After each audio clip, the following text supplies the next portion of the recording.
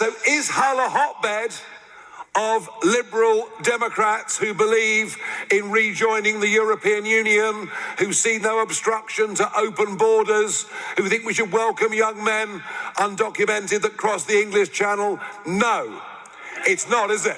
It's not. In this video, Nigel Farage speaks to the people of Hull about real change at the Reform rally as part of energizing the base for local elections. We will also explore the principle of servant leadership and why our government and civil servants must return to it. Let's get into the details. I was on this very stage this time last year when we introduced local hero Luke Campbell as our mayoral candidate. And I thought, I don't know, how's he going to get on?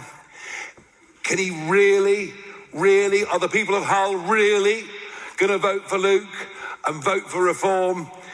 And he didn't just win, he won the mayoralty by a mile, and a year on, I got to tell you, he's an honest, straight guy doing a superb job for your city. He really is.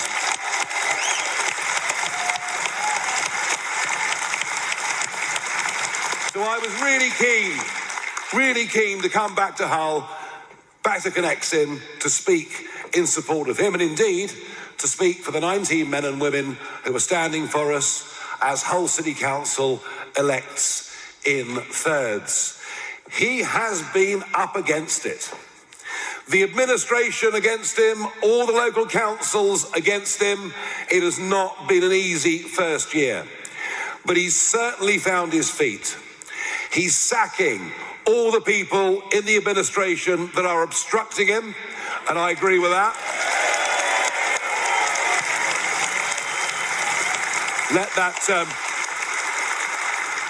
that be a warning to Whitehall after the next general election.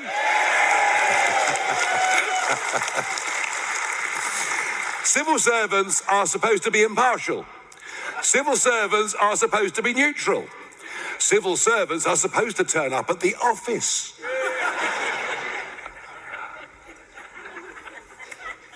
But now there's an opportunity. With 19 men and women, and I met 18 of them earlier today, standing here in Hull City Council. If we can do our stuff here on May the 7th, sweep the board, hold the balance of power on Hull City Council, that will give Luke a massive step up. He won't be obstructed. And you know something?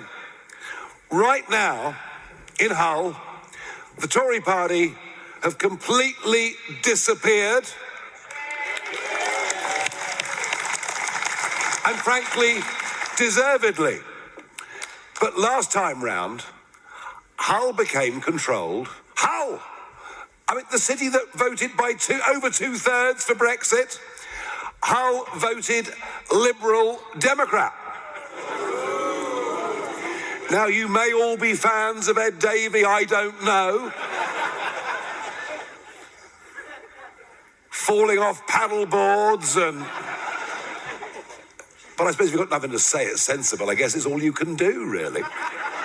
So is Hull a hotbed of Liberal Democrats who believe in rejoining the European Union, who see no obstruction to open borders, who think we should welcome young men undocumented that cross the English Channel? No, it's not, is it? It's not.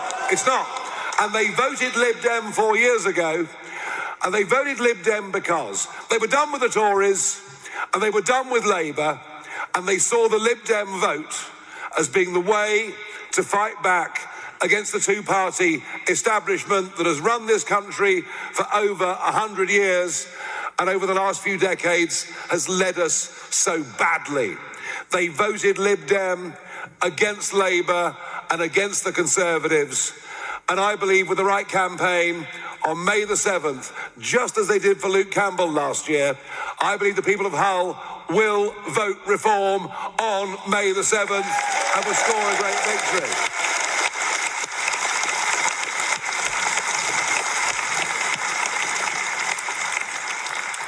Now, I spent over a quarter of a century battling against the odds for our country not to be governed from Brussels, to take back control of our borders, control our own lives, and in the end, we got it. In the end, we got Brexit. We voted to leave the European Union and take back our independence and self-respect. But sadly, the Conservative government never really believed in it, didn't deliver it properly, and now, piece by piece, Labour are taking us back in. And that's what motivated me 20 months ago to come out of political retirement. I wasn't retired completely. I was busy having a great job at GB News, which I absolutely love.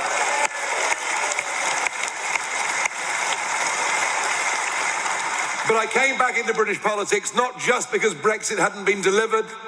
I came back into politics because I believe that our once great nation is in serious, serious trouble. I believe that Britain is broken and Britain needs reform, and that's why I'm back.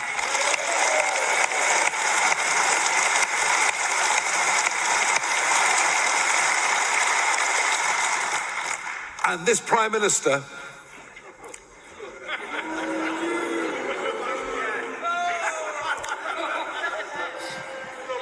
oh, he's worse than that. Sorry, what was that? Yeah, keep it clean, for goodness sake, I'll be in trouble. We're on live stream, kids could be watching. This Prime Minister has motivated me even more. I do not believe this Prime Minister acts in the national interest of our country and of its people. He bows down before foreign courts. He does what those who loathe our country urge him to do. He is gutless. He is useless. He is unpatriotic.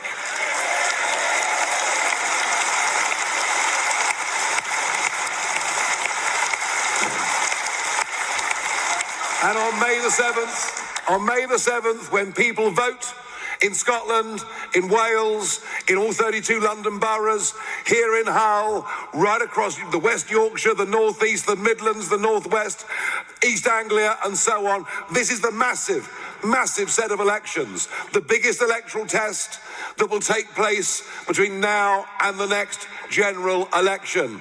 And right at the minute, we are in the driving seat. Right at the minute, we're topping the polls and doing well. And if people overwhelmingly vote reform on May the 7th, vote reform, get rid of Starmer. Civil servants are supposed to be impartial and neutral. Yet it seems a small number of civil servants, along with elected government officials, are actively working against the British people rather than for them. Civil servants who refuse to serve the British public should be sacked. For too long, the British people have been sidelined by a government that seems more interested in global interests rather than what is happening right on our own streets. We also have unelected civil servants blocking progress to the surrender of our laws to outside influences. Britain is a sovereign country that should have its own laws and rules, yet we continue to allow ourselves to become rule takers.